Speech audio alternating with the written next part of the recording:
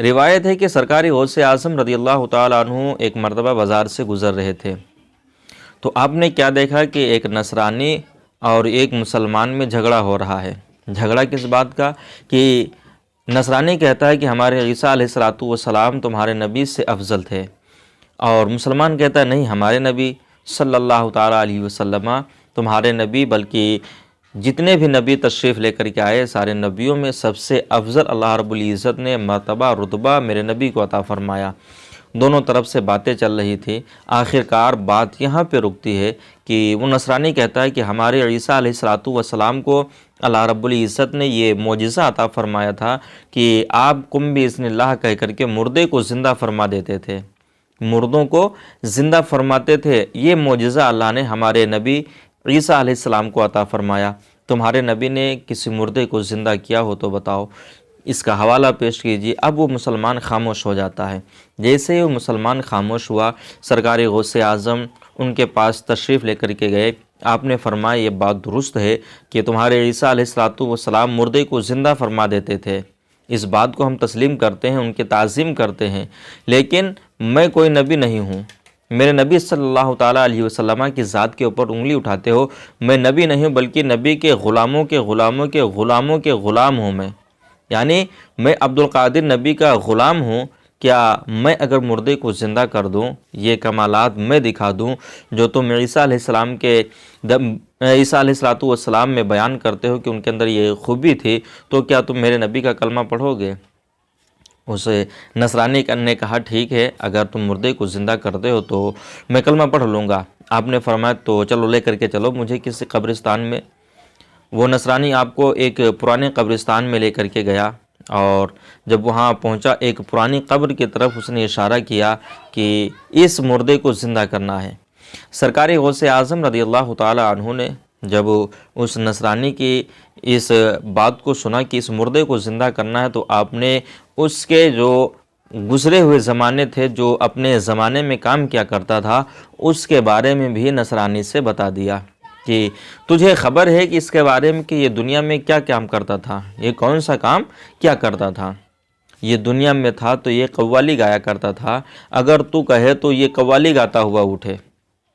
آخر کار سرکار غوث اعظم رضی اللہ تعالیٰ عنہ نے فرمایا کہ تمہارے نبی عیسیٰ علیہ الصلوۃ والسلام فرماتے تھے قم باذن اللہ، اللہ کے حکم سے اٹھ جا۔ آج میں بھی یہی پڑھوں گا۔ آپ نے بھی پڑھا قم باذن اللہ، اللہ کے حکم سے اٹھ جا۔ فوراً وہ مردہ گاتا ہوا اٹھتا ہے۔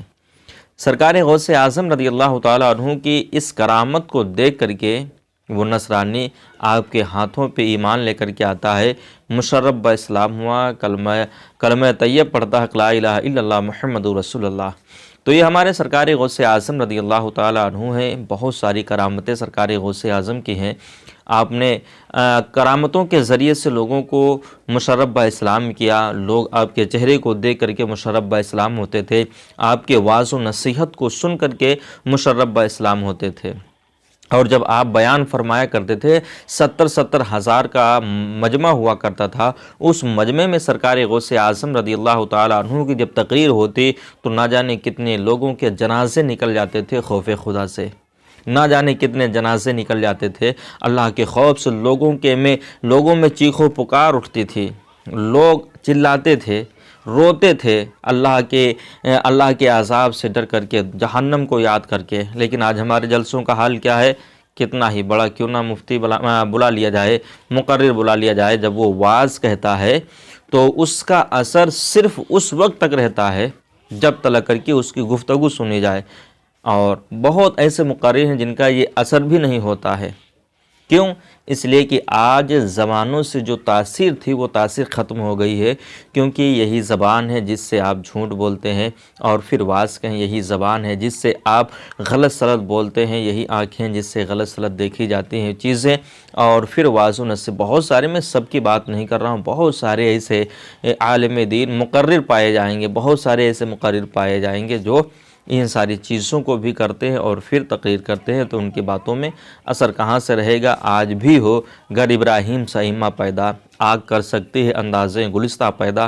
آج بھی اگر اپنے ایمان کو مضبوط کر لیا جائے اور اپنا عقیدہ اللہ اس کے رسول سے زیادہ مضبوط کر لیا جائے، اور اللہ کی ذات کے اوپر کامل بھروسہ کر لیا جائے اور خدا کی ویسے عبادت کرنی چاہیے جیسے ہمارے بزرگوں نے کیا، اور دین کی ایسی خدمت کرنی چاہیے جس طریقے سے سرکار غوث اعظم نے دین کی خدمت کی ہے، تو انشاءاللہ رب العزت آج بھی لوگوں کی زبانوں کے اندر وہ تاثیر آ جائے گی، پروردگار عالم وہ تاثیر عطا فرما دے گا۔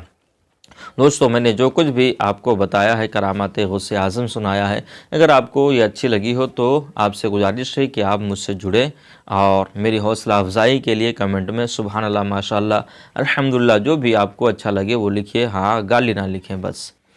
ملتے ہیں دوستو اگلے ویڈیو میں، تب تک کے لیے السلام علیکم ورحمۃ اللہ تعالیٰ وبرکاتہ۔